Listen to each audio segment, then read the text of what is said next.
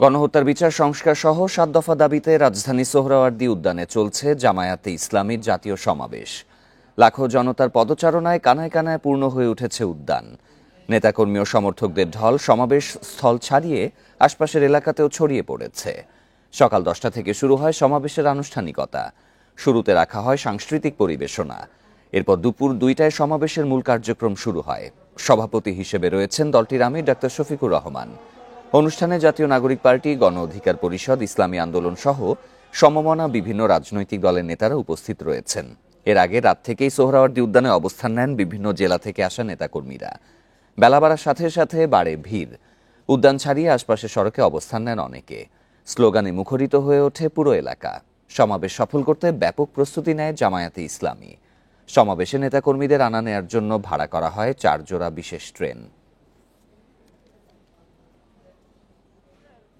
অসংখ্য দেশে, শতাধিক দেশে পিআর পদ্ধতি চালু রয়েছে। 7 দফার অন্যতম দাবি অবিলম্বে নির্বাচনকে যদি কালো টাকা, ফ্যাসিবাদ, নমিনেশন বাণিজ্য এবং মানুষের ভোটাধিকারের নিশ্চয়তা দিতে হয়। চুয়াডাঙ্গা জেলা থেকে এসছি। জামাত ইসলামকে আমরা পছন্দ করি, ভালোবাসি, জামাত দল করি, তাই এসছি। আগামী দিনে ন্যায় এবং ইনসাফ ভিত্তিক সমাজ প্রতিষ্ঠা করার জন্য আমরা এখানে এসেছি। আলহামদুলিল্লাহ আমাদের যাত্রাপথে কোনো সমস্যা হয়নি। আমরা হাজার হাজার মানুষ একসাথে ঐক্যবদ্ধভাবে আল্লাহর সন্তুষ্টির লক্ষ্যে যত আমাদের সাময়িক কষ্ট হয়েছে সেই কষ্টকে আমরা বরণ করে আজকের প্রোগ্রামকে আমরা সার্থক করেছি। জামায়াতে ইসলামীর যে সমাবেশ সেটির মূল কার্যবিধি শুরু হয়েছে। সমাবেশ স্থল ছাড়িয়ে আশপাশের এলাকাতে অবস্থান নিয়েছে দলের নেতাকর্মী ও সমর্থকরা। এ নিয়ে আরও জানাতে সোহরাওয়ার্দী উদ্যান থেকে যোগ দিচ্ছেন সহকর্মী মাহমুদ শরীফ। শরীফ, দুপুর 2টা থেকে তো মূল আনুষ্ঠানিকতা শুরু হয়েছে। এই মুহূর্তে কেন্দ্রীয় নেতাদেরকে বক্তব্য রাখছেন। তারা যে বিচার সংস্কার সহ 7 দফা দাবির কথা বলেছেন, এ ব্যাপারে নেতাকর্মীরা কি বলেছেন? জামাতের জাতীয় সমাবেশের কার্যক্রম বেলা 2টায় শুরু হবার পর দলের নেতারা বক্তব্য রাখছেন। বিভিন্ন দলের যারা এসেছেন আজকের এই জামাতের জাতীয় সমাবেশে তারা বক্তব্য রাখছেন। সবার বক্তব্য একটি বিষয় উঠে এসেছে, জাতীয় ঐক্যের প্রসঙ্গ। নেতারা বলছেন যে চেতনা, যে আকাঙ্ক্ষা নিয়ে জুলাই বিপ্লব হয়েছিল, সেই বিপ্লব, সেই চেতনা যদি ব্যাহত হয় তাহলে জুলাইয়ে যারা শহীদ হয়েছেন, আহত হয়েছেন, তাদের স্বপ্ন নস্যাৎ হবে, এটি হতে দেওয়া যাবে না। এবং সেটি যদি হয় সেক্ষেত্রে ফ্যাসিবাদের পুনর্বাসনের সম্ভাবনা দেখছেন তারা। যে কারণে তারা বলছেন সামান্য মতভেদ, ভেদাভেদ যাই হোক না কেন, রাজনৈতিক দ্বিমত থাকতেই পারে, জাতীয় ঐক্য অটুট রাখতে হবে, এই দাবি তারা তুলে ধরছেন। এখানে জামাতের আজকের যে জাতীয় সমাবেশ, এই সমাবেশে বিএনপিকে আমন্ত্রণ জানানো হয়েছে। বিএনপি সহ এনসিপি সহ বিভিন্ন রাজনৈতিক দলের নেতাদের আমন্ত্রণ জানানো হলেও এখন পর্যন্ত বিএনপির কাউকে এই সমাবেশে দেখা যায়নি। যদিও জামাতের পক্ষ থেকে বলা হয়েছে বিএনপির পক্ষ থেকেও প্রতিনিধি দল আজকের এই জাতীয় সমাবেশে অংশ নেবে। এরই মধ্যে এখানে এনসিপির মুখ্য সংগঠক সাজিদ আলম, এনসিপি নেতা আক্তার সহ আরো বেশ কয়েকজন এরই মধ্যে এখানে উপস্থিত হয়েছেন। তারা এখানে বক্তব্য রাখবেন। এখানে বিভিন্ন দলের নেতাদের বক্তব্যে আরেকটি বিষয় উঠে এসেছে যে পিআর পদ্ধতিতে জামাত যে নির্বাচনের দাবি করছে, সেই পিআর পদ্ধতিতে নির্বাচন বিশ্বের শতাধিক দেশে হচ্ছে। এটি আজকের সমাবেশে বিভিন্ন বক্তারা তুলে ধরেছেন। এখানে পিআর পদ্ধতিতে নির্বাচন ছাড়াও লেভেল প্লেইং ফিল্ড নিশ্চিতকরণ, জুলাই গণহত্যার বিচার, মৌলিক সংস্কার, জুলাই সনদ ও ঘোষণাপত্র বাস্তবায়ন সহ 7টি দাবি, 7টি দফা জামাতের পক্ষ থেকে তুলে ধরা হবে। এবং আনুষ্ঠানিকভাবে তুলে ধরার পর এই 7টি দফা, 7টি দাবি বাস্তবায়নের লক্ষ্যে যারা ঢাকার বাইরে থেকে এসেছেন, আজকে সমাবেশে এসেছেন, সবাইকে নির্দেশনা দেওয়া হবে এর পক্ষে জনমত গঠন করতে।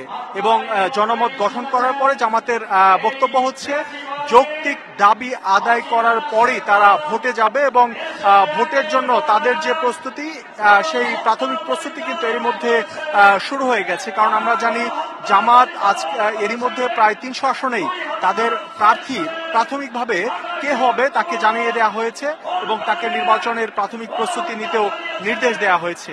সেই হিসেবে আজকের এই সমাবেশে নেতাকর্মীদের মধ্যে অনেকটা উৎসবের আমেজ বিরাজ করছে।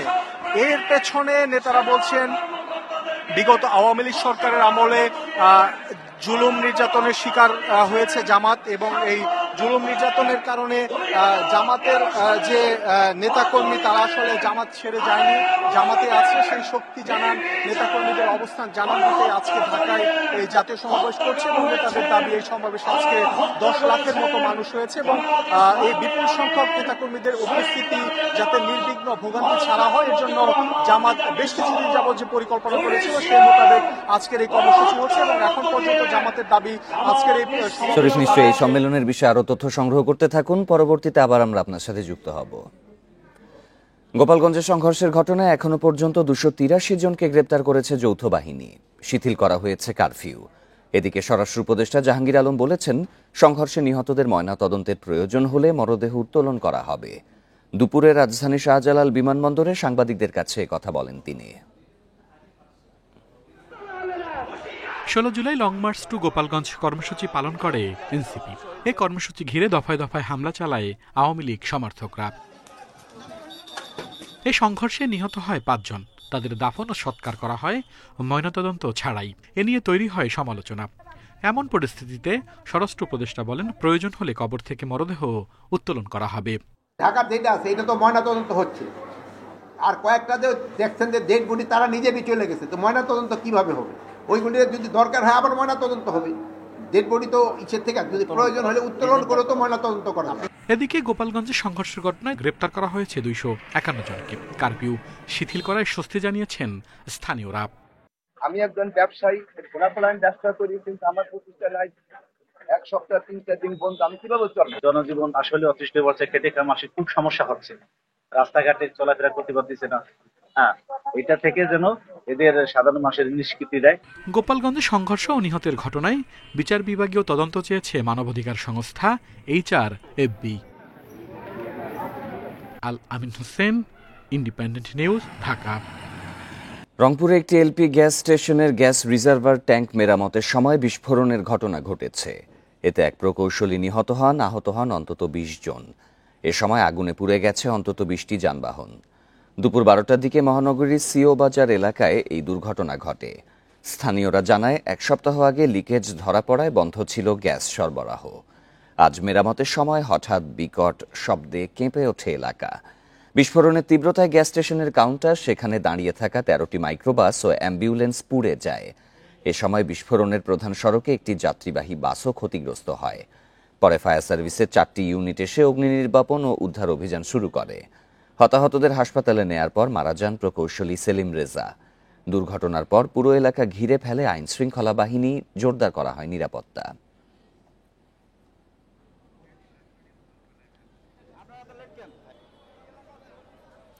14 ঘন্টার জন্য গোপালগঞ্জের কারফিউ শিথিল করা হয়েছে। ভোর 6টা থেকে রাত 8টা পর্যন্ত কারফিউ শিথিল থাকবে। এ নিয়ে আরও জানাতে গোপালগঞ্জ থেকে যোগ দিচ্ছেন সহকর্মী প্রসূন কুমার মণ্ডল। প্রসূন, এই কারফিউ শিথিলে জনজীবন কি পুরোপুরি স্বাভাবিক অবস্থায় ফেরত গিয়েছে?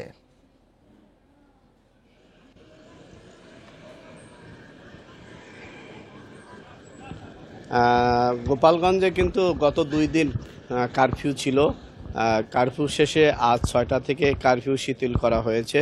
6টা থেকে রাত 8টা পর্যন্ত এই কারফিউ শিথিল থাকবে। কারফিউ শিথিলের কারণে গোপালগঞ্জবাসী কিন্তু অনেকটা জীবন ফিরে পেয়েছে বলে আমরা বাইরে যেটা দেখেছি, সড়কে দেখেছি, মেয়েরা, নারীরা এবং শিশু, বিভিন্ন শ্রেণী পেশার মানুষ কিন্তু রাস্তায় বেরিয়েছে। তারা বিভিন্ন স্থানে যাচ্ছে, তাদের প্রয়োজনীয় কাজ সারছে। তো গোপালগঞ্জের সড়কে, বাজারে এবং বিভিন্ন দোকানও খুলেছে। রেস্টুরেন্টগুলি বন্ধ ছিল, সেগুলিও খুলেছে। ওষুধের দোকান খুলেছে, মিষ্টির দোকান খুলেছে। তবে জনমনে কিন্তু একটা আতঙ্ক এখনও রয়েছে।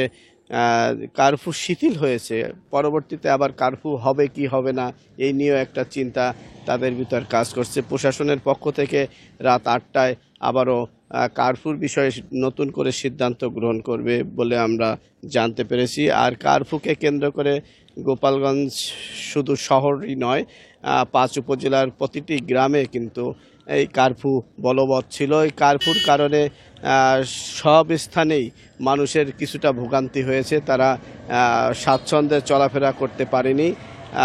এখন কারফিউ শিথিল হওয়ার কারণে তারা কিন্তু অনেকটা জীবন ফিরে পেয়েছে। তবে বেশ কিছু লোকের সঙ্গে আমার কথা হয়েছে, তারা আমাকে বলেছে পরবর্তী যাতে কারফিউ আর না দেওয়া হয় তাহলে তাদের সুবিধা হবে। বিশেষ করে শ্রমজীবী মানুষরা যারা এই প্রতিদিন আয়ের মাধ্যমেই সংসার যাদের চলে তাদের সাথে কথা বলেছি, তারা বলেছে কারফিউর কারণে তাদের আয় একেবারে বন্ধ হয়ে গিয়েছিল। এবার আজ কিন্তু তারা বেশ আয় করতে পেরেছে বলেও আমাকে জানিয়েছে। তো কারফিউর বিষয়ে নতুন করে আজ রাত ৮টায় আবার নতুন করে সিদ্ধান্ত গ্রহণ করা হবে। কিন্তু গোপালগঞ্জের যে সহিংস ঘটনা ঘটেছিল, পুলিশ, জনতা, আওয়ামী লীগ, ছাত্রলীগ, যুবলীগ সব মিলে যে রণক্ষেত্রের রূপ নিয়েছিল, এই রণক্ষেত্রের কারণে গোপালগঞ্জে সর্বমোট ৪টি মামলা হয়েছে। ৪টি মামলায় ৩০০৪ জনকে আসামি করা হয়েছে। এর মধ্যে ২৮৩ জনকে গ্রেপ্তার করে আদালতের মাধ্যমে জেল হাজতে পাঠানো হয়েছে। আজ নতুন করে ১১৯ জনকে গ্রেপ্তার করা হয়েছে। গতকাল ছিল ১৬৪ জন গ্রেপ্তার। তো গোপালগঞ্জে এই গ্রেপ্তার আতঙ্কও কিন্তু বিরাজ করছে। যারা এই ঘটনার সাথে গোপালগঞ্জের পরিস্থিতি নিয়ে আপনি আরো তথ্য সংগ্রহ করতে থাকুন, পরবর্তীতে আবার আমরা আপনার সাথে যুক্ত হব। নির্বাচনের পিয়ার বোঝাবুঝি নিয়ে সংস্কার আটকে থাকবে না বলে মন্তব্য করেছেন জাতীয় নাগরিক পার্টির আহ্বায়ক নাহিদ ইসলাম। দুপুরে কক্সবাজার শহরে জুলাই পদযাত্রা শেষে পাবলিক লাইব্রেরি চত্বরে শহীদ দৌলত ময়দানে সমাবেশে তিনি এসব কথা বলেন।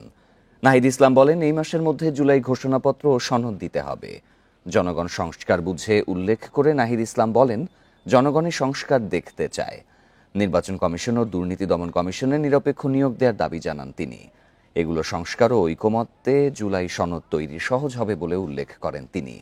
বলেন, দেশে আর কোনো সন্ত্রাসীদের আশ্রয় দেয়া হবে না। বিগত ফ্যাসিস্টদের আমলে কক্সবাজার সহ সারা দেশে সন্ত্রাসীদের অভয়ারণ্য হয়েছিল বলেও উল্লেখ করেন তিনি। বলেন, জুলাই অভ্যুত্থানে দেশে গডফাদার তন্ত্রের অবসান হয়েছে।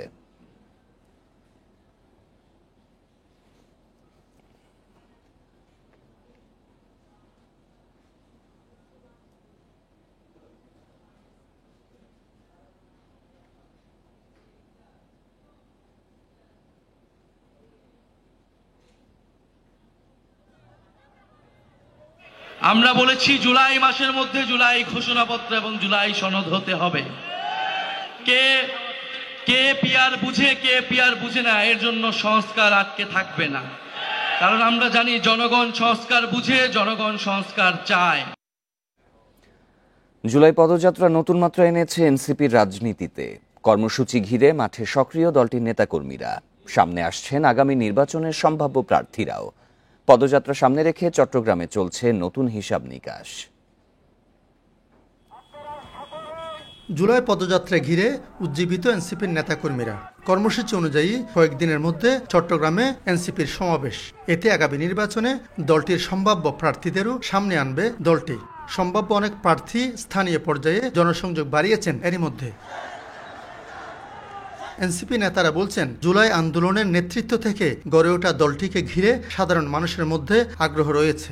এখন জনগণের আরও কাছে পৌঁছাতে চান তারা। এই পুরনো যে রাজনৈতিক দলগুলো আছে সেখান থেকে তারা রেহাই পেতে চায়।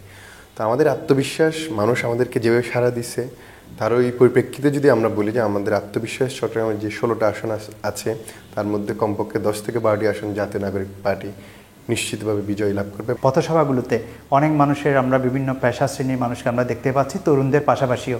তো সুতরাং আমরা আশা করছি যে এই পদযাত্রাটা যখন 64 জেলায় পদযাত্রা শেষ হবে তখন আমরা এই তরুণের পাশাপাশি আরও সাধারণ যে জনগণ তাদেরকেও আমরা আমাদের এই দলে তাদের সাপোর্টগুলো পাবো। নতুন ভোটারদের এনসিপির প্রধান শক্তি মনে করা হচ্ছে। তবে ভোটে সাফল্য পেতে সংগঠন গুছিয়ে আনা জরুরি। চট্টগ্রামের এই 15-16টা আসনের মধ্যে এখনও তো কোনো দল প্রার্থী ঘোষণা করেনি। এমনি ব্যক্তিগত পর্যায়ে বা সামাজিক পর্যায়ে দীর্ঘ জনসংযোগ করছে। জনসংযোগ করা হলে আর যদি জনগণ তাদেরকে গ্রহণ করে তাহলে এটা খুব আশ্চর্যের বিষয় হবে না যে অনেক নতুন নেতৃত্ব এই সামনে নির্বাচন যদি হয় উঠে আসতে পারে। আগের নির্বাচনগুলোতে চট্টগ্রামের 16 আসনে বড় দলগুলোর দাপট দেখা গেলেও এবার পরিবর্তিত প্রেক্ষাপটে চলছে নতুন হিসাব নিকাশ। আলমগীর সবুজ, ইন্ডিপেন্ডেন্ট নিউজ, চট্টগ্রাম। বৈষম্য বিরোধী আন্দোলনে শহীদ রেদওয়ান হাসান সাগরকে শ্রদ্ধা ভালোবাসায় স্মরণ করেছে ময়মনসিংহবাসী। সকালে নগরীর সিকে ঘোষ রোড মহিলা কলেজের সামনে শহীদ সাগর চত্বরে প্রথমে ফুল দিয়ে শ্রদ্ধা জানান অতিরিক্ত বিভাগীয় কমিশনার তাহমিনা আক্তার। পরে প্রশাসন ও বৈষম্য বিরোধী ছাত্র আন্দোলন সহ বিভিন্ন শ্রেণী পেশার মানুষ শ্রদ্ধা নিবেদন করেন। এ সময় সাগর সহ গণ অভ্যুত্থানের শহীদ সবার বিচার দ্রুত শেষ করার দাবি জানানো হয়। এর আগে শুক্রবার রাত 12:01 মহানগর বিএনপি ও ছাত্রদলের পক্ষ থেকে শহীদ সাগর চত্বরে মোমবাতি প্রজ্বালন ও দোয়া করা হয়।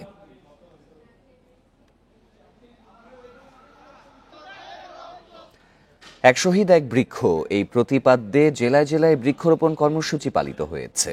জুলাই গণ অভ্যুত্থানের শহীদদের স্মরণে এই কর্মসূচি বাস্তবায়ন করে স্থানীয় প্রশাসন ও বন বিভাগ। নাটোরে বেলা 11টার দিকে জেলা প্রশাসক ও বন বিভাগের আয়োজনে জেলা স্টেডিয়ামে পাশে 8 জন শহীদের স্মরণে বৃক্ষরোপণ করা হয়। সাতক্ষীরা শহরের কাটিয়ায় জুলাই স্মৃতিস্তম্ভের কাছে 4টি গাছ লাগানো হয়।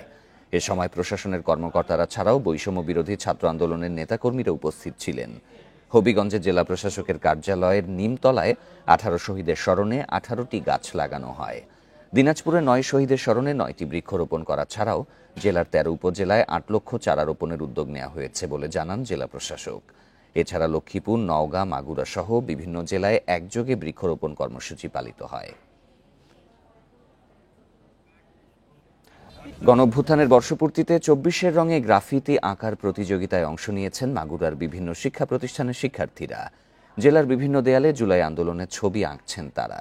সকালে মাগুরা জেলা প্রশাসক ওহিদুল ইসলাম এই চিত্রাঙ্কন প্রতিযোগিতার উদ্বোধন করেন। পরে শহরের নোমানী ময়দান সংলগ্ন পানি উন্নয়ন বোর্ড, জেলা ফায়ার সার্ভিস সহ বিভিন্ন প্রতিষ্ঠানের দেয়ালে অভ্যুত্থানের নানা ছবি আঁকেন তারা। এছাড়া বিভিন্ন উপজেলাতেও চলছে গ্রাফিতি আঁকার প্রতিযোগিতা। জেলা থেকে বিজয়ীরা অংশ নেবেন বিভাগীয় পর্যায়ে।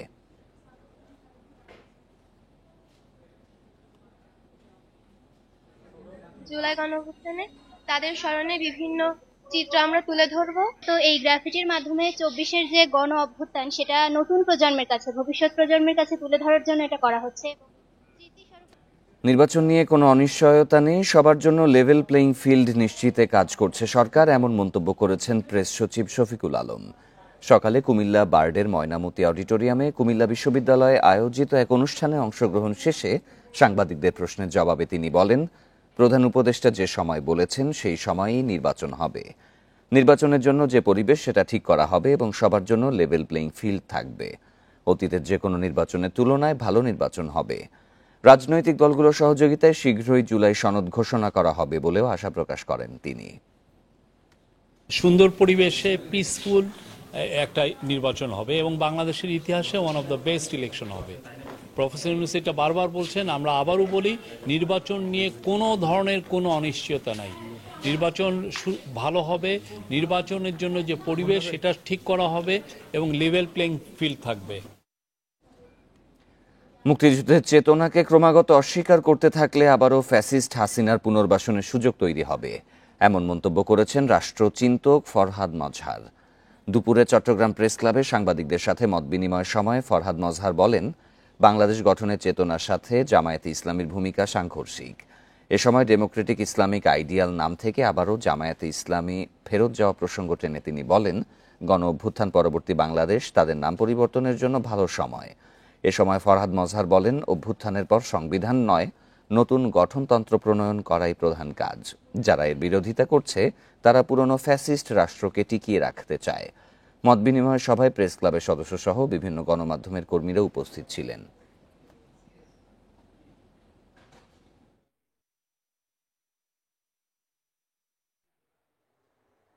ডেমোক্রেটিক লীগ করেছিলেন, ইসলামী আইডিয়াল করেছিলেন, তার ব্যাপারে জামাত ইসলামী নামটা কেন রাখছেন? এটা আমাদেরকে অপমান করার জন্য? তাহলে আপনি যদি 71-এর যে মুক্তিযুদ্ধকে যদি আপনি অপমান করতে থাকেন, আপনি আবারও কিন্তু শেখ হাসিনাকে আনবেন। আপনি যদি অপমান করেন মানুষের ইতিহাস বোধকে, তার চেতনাকে, আপনি আবারও কিন্তু ওই ফ্যাসিস্ট শেখ হাসিনা কিন্তু প্রতিষ্ঠিত হবে। বিএনপির ভারপ্রাপ্ত চেয়ারম্যানের সাথে প্রধান উপদেষ্টার বৈঠক অনেকে মেনে নিতে পারছে না বলে মন্তব্য করেছেন বিএনপির কেন্দ্রীয় নির্বাহী কমিটির সদস্য রুহুল কুদ্দুস তালুকদার দুলু। সকালে নাটোরের আলাইপুর কর্মী সম্মেলনে তিনি কথা বলেন। রুহুল কুদ্দুস তালুকদার দুলু বলেন, দেশ পরিচালনা করতে নির্বাচিত সরকারের প্রয়োজন। জনগণের ভোটের মাধ্যমে নির্বাচিত সরকার ক্ষমতায় বসবে। বিএনপি ভারপ্রাপ্ত চেয়ারম্যানের সাথে প্রধান উপদেষ্টার বৈঠকে অনেকে মানতে পারছেন না জানিয়ে তিনি আরও বলেন, বিএনপি নির্বাচিত হলে সকল রাজনৈতিক দলকে সাথে নিয়ে দেশ পরিচালনা করবেন।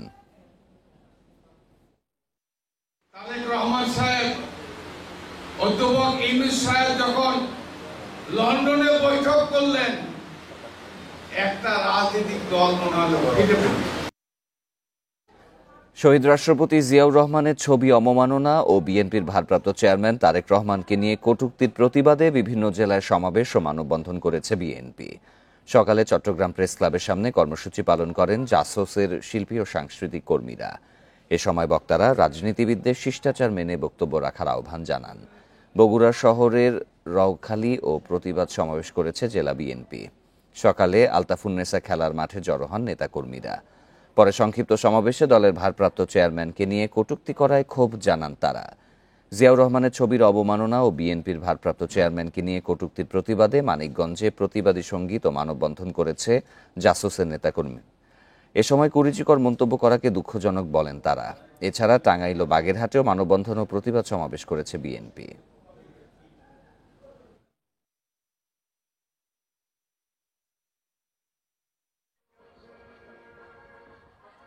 আমরা ধৈর্য ধরছি, আপনারা এটা মনে করেন না ভদ্রতা মানে দুর্বলতা মনে করার কোনো সুযোগ নেই। তারেক রহমানের নামে যারা কটূক্তি করছেন, অশালীন মন্তব্য রাখছেন, তাদের আমরা হুঁশিয়ার করে দিতে চাই। সাতক্ষীরায় এক সপ্তাহে টানা বৃষ্টিতে 1000-এরও বেশি মাছের ঘের ভেসে গেছে। ব্যাপক লোকসানের শঙ্কায় মাথায় হাত চাষিদের।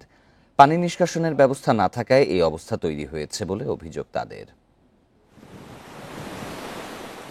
এক সপ্তাহের টানা বৃষ্টিতে তলিয়ে গেছে সাতক্ষীরার 7 উপজেলার নিচু এলাকা, ভেসে গেছে বহু মাছের ঘের। চাষিরা জানিয়েছেন, জেলায় ছোট বড় মিলিয়ে মাছের ঘের আছে 61,000। বাগদা, গলদা সহ বিভিন্ন মাছের উৎপাদনও বেশ ভালো। 1000-এর বেশি মাছের ঘের ভেসে যাওয়ায় ক্ষতির পরিমাণ 50 কোটি টাকার বেশি বলছেন তারা। পানি টানি সরাতে পারি না, এর কারণে আমাদের ঋণগ্রস্ত হয়ে গেছি, আমরা খুব অসহায়ের ভিতরে পড়েছি। আমাদের এই একটাই হলো পেটের ভাত জোগায় এই মাছে। এই সাতক্ষীরা জেলায় সোনার ফসল হলো মাছ। এই মাছ যদি না থাকে তাহলে আমরা কি বাঁচবো? আমার 40-50 বিঘি জমির ঘের, অন্তত 10-15 লাখ টাকা ক্ষতিগ্রস্ত। আমরা এই বর্ষার ইয়েতে তোলাই গেছে সবকিছু। তবে কি পরিমাণ মাছের ঘের ভেসে গেছে তা এখনো নিশ্চিত করতে পারেনি মৎস্য বিভাগ। বিষয়টি খতিয়ে দেখার কথা জানিয়েছেন কর্মকর্তারা। আমরা ওভার ফোনে আমাদের চাষিদের সাথে আমাদের অফিসাররা যোগাযোগ করছে। এইভাবে আমরা আমাদের কার্যক্রমকে অব্যাহত রেখেছি এবং যদি ক্ষয়ক্ষতির কোনো বড় হয় সেটা নিরূপণ করে আমরা যথাযথ কর্তৃপক্ষের সরবরাহ করব। এবছর জেলায় বাগদা চিংড়ি উৎপাদনের লক্ষ্যমাত্রা 32,000 মেট্রিক টন। তবে বৃষ্টিতে মাছের ঘের ভেসে যাওয়ায় লক্ষ্যমাত্রা অর্জন ব্যাহত হওয়ার আশঙ্কা মাছ চাষিদের। Independent news. টানা বৃষ্টিতে যশোরে বীজতলা, কাঁচামরিচ, পটল সহ বেশ কিছু ফসলের ক্ষতি হয়েছে। অতিবৃষ্টির কারণে দেখা দিয়েছে গোড়া পচা সহ নানা রোগবালাই। পরিস্থিতি উত্তরণে অতিরিক্ত কীটনাশক ব্যবহার করেও সুফল পাচ্ছেন না চাষিরা। চলতি মাসে কখনো থেমে থেমে আবার কখনো টানা বৃষ্টিতে যশোরে ক্ষতির মুখে পড়েছে বিভিন্ন ফসল। কৃষি বিভাগের তথ্য বলছে, বৃষ্টিতে 1254 হেক্টর রোপা আউশ, 590 হেক্টর আমনের বীজতলা, 681 হেক্টর সবজি, 625 হেক্টর পাট সহ 3191 হেক্টর ফসলের ক্ষতি হয়েছে। এতে বিপাকে পড়েছেন চাষিরা। তারা বলছেন, অতিবৃষ্টি ও জলাবদ্ধতায় সবজিতে রোগবালাই দেখা দিয়েছে। টানা 4-5 দিন বর্ষায় আমাদের ব্যাপক ক্ষয়ক্ষতি হয়েছে। ধান আমরা কিভাবে লাগাবো কোনো পরিস্থিতি আমরা খুঁজে পাচ্ছি না। বীজটা সব নষ্ট হয়ে গেছে। মনে করেন এখন বীজ কিনতে গেলে আছে 2-4 হাজার টাকা লাগবে। শাক সবজি, তারপরে ধানের বীজ রোপণ, এগুলো সব একাধারে অনাগত বৃষ্টিতে তলিয়ে গেছে। পরিস্থিতি উত্তরণে মাচা পদ্ধতি, শেড স্থাপন, দ্রুত পানি নিষ্কাশনের পরামর্শ দিচ্ছে কৃষি বিভাগ। এছাড়া ক্ষতিগ্রস্তদের সহায়তার আশ্বাস তাদের। কৃষকদেরকে আমরা পরামর্শ দিচ্ছি, যেগুলো আগাম শীতকালীন জাত আছে বা আগাম যেগুলো জাত আছে, আর্লি যে জাতগুলো আছে সেগুলো আমরা প্রতিস্থাপন করার। আর একটি বিষয় আছে যে আমাদের যে মরিচ, প্রায় 460 হেক্টর জমিতে আমাদের মরিচের আবাদ ছিল এবং এর ভিতরে 120 হেক্টর জমি আমাদের এই অতিবৃষ্টিতে আক্রান্ত হয়েছে। কৃষকদেরকে বলছি সেই সমস্ত জমিতে যাতে অন্যান্য শাকসবজি আর্লি শীতকালীন শাকসবজিতে চলে যেতে পারে। যশোরে বৃষ্টির কারণে আবাদ হওয়া 61,000 হেক্টর জমির মধ্যে 8 ভাগ ফসলের ক্ষয়ক্ষতি হয়েছে বলে জানিয়েছে কৃষি বিভাগ। Independent news. পরিবেশ রক্ষায় এক প্রজন্মের চেষ্টায় কাজ হবে না, কয়েক প্রজন্মকে কাজ করতে হবে বলে মন্তব্য করেছেন বন ও পরিবেশ উপদেষ্টা সৈয়দ রিজওয়ানা হাসান। সকালে রাজধানীর পরিবেশ অধিদপ্তরে পরিবেশ দিবস উপলক্ষে পুরস্কার বিতরণী অনুষ্ঠানে একথা বলেন তিনি। উপদেষ্টা আরও বলেন, সরকার সবকিছু করে দেবে এমন মানসিকতা থেকে বেরিয়ে আসতে হবে। নিজেদের উদ্যোগেই পলিথিন ব্যাগ ব্যবহার ছেড়ে দিতে হবে। সেই সাথে পরিবেশ রক্ষার জন্য সবার মাঝে সচেতনতা ছড়িয়ে দেওয়ার আহ্বান জানান রিজওয়ানা হাসান। বলেন, দেশের নাগরিকরা সচেতন হলে পরিবেশ রক্ষায় কার্যকর ব্যবস্থা নিতে বাধ্য হবে সরকার।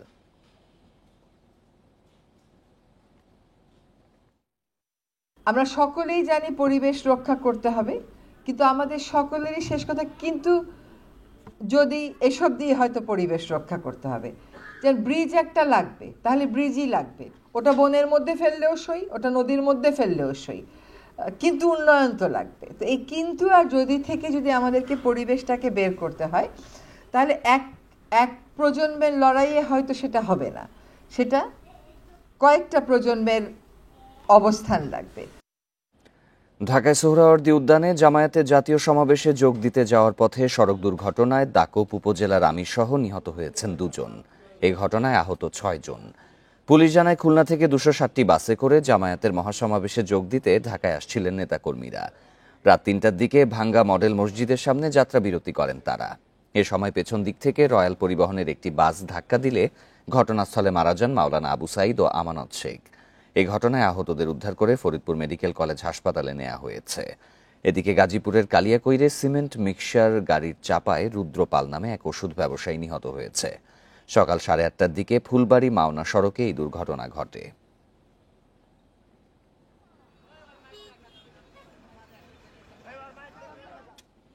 সুনামগঞ্জে ভারত থেকে অবৈধভাবে অনুপ্রবেশের সময় ভারতীয় রুপিসহ কামাল হোসেন নামে এক বাংলাদেশিকে আটক করেছে বিজিবি। সকালে তাহিরপুর লাউরগড় সীমান্ত এলাকা থেকে তাকে আটক করা হয়। বিজিবি জানায়, সকাল 8টার দিকে 28 বিজিবির বিওপি টহল দল অভিযান পরিচালনাকালে বাংলাদেশে অনুপ্রবেশের সময় কামাল হোসেনকে আটক করে। এ সময় তার কাছ থেকে 20,000 ভারতীয় রুপি জব্দ করা হয়।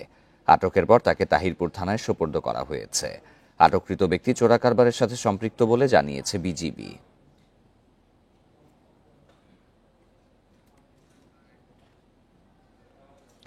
নন্দিত কথা সাহিত্যিক হুমায়ুন আহমেদের 13তম মৃত্যুবার্ষিকী আজ।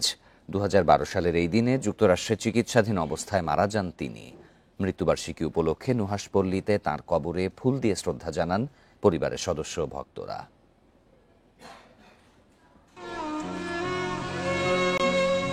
বাংলা সাহিত্যের এক অনন্য প্রাণপুরুষ হুমায়ুন আহমেদ প্রয়াণ দিবসে প্রিয় লেখককে শ্রদ্ধা জানাতে গাজীপুরের পিরুজালির নুহাশপল্লীতে ভিড় করেন ভক্তরা। শনিবার সকালে 2 পুত্র নিনিত ও নিশাদ হুমায়ুনকে সঙ্গে নিয়ে কবর জিয়ারত করেন লেখকের স্ত্রী মেহের আফরোজ শাওন। এ সময় তার আত্মার শান্তি কামনায় মোনাজাত করেন তারা। শ্রদ্ধা নিবেদন শেষে লেখকের স্বপ্ন এগিয়ে নিয়ে যাওয়ার প্রত্যয় জানান তার স্ত্রী শাওন। তিনি জানান, হুমায়ুন আহমেদের লেখা উপন্যাস বিভিন্ন ভাষায় অনুবাদ হচ্ছে। আমরা খুব আনন্দের সঙ্গে জানাচ্ছি যে পেঙ্গুইন পাবলিকেশন, এটা আসলে সব লেখকদের একটা স্বপ্নের ব্যাপার যে তাদের বই থাকবে পেঙ্গুইন পাবলিকেশনে। হুমায়ুন আহমেদ উনি জীবিত থাকা অবস্থায় ওনার খুব ইচ্ছা ছিল যে ওনার বই পেঙ্গুইন পাবলিকেশন থেকে আসলে পাবলিশড হবে। সেটা আমরা সম্প্রতি এটা পেঙ্গুইনের সাথে আমাদের আসলে চুক্তি স্বাক্ষরিত হয়েছে। ভক্তদের কাছে গল্পকার, পরিচালক, গীতিকার সব ক্ষেত্রেই হুমায়ুন আহমেদ ছিলেন অনন্য। তাই প্রিয় লেখককে শ্রদ্ধা ও ভালোবাসা জানাতে ভক্ত অনুরাগীরা বছরের এই দিনটিতে ছুটে আসেন নুহাশপল্লীতে। গতানুগতিক ধারার যে বই লেখক আছে বা সিনেমা আছে, নাটক, সেগুলো ব্যতিক্রম আমরা সবসময় পেয়েছি। একটা প্রজন্ম বা একটা শতাব্দীতে একজন করে আসে। আমি মনে করি যে হুমায়ুন আহমেদের জন্ম এবং মৃত্যুদিন জাতীয়ভাবে পালন হওয়া উচিত।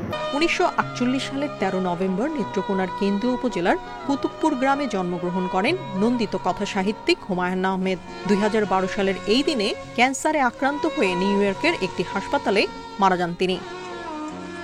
Independent news. স্বাস্থ্যসম্মত খাদ্য তৈরির পাশাপাশি দৃষ্টিনন্দন পরিবেশন সহ কয়েকটি লক্ষ্য সামনে রেখে বগুড়ায় আজ শুরু হয়েছে 2 দিনব্যাপী রান্না প্রতিযোগিতা। রেস্টুরেন্ট সহ বিভিন্ন ধরনের খাদ্য ব্যবসার সাথে সম্পৃক্ত বগুড়ার অন্তত 20 জন এই প্রতিযোগিতায় অংশ নিচ্ছেন। বেসরকারি সংগঠন রূপ মহিলা উন্নয়ন সংস্থার সহযোগিতায় এই প্রতিযোগিতার আয়োজন করে রঙ্গন রাঁধুনি রান্নাঘর। এই ছিল সমগ্র বাংলাদেশে। আরও জানতে চোখ রাখুন ফেসবুক, ইউটিউব এবং এক্সে। ধন্যবাদ সবাইকে।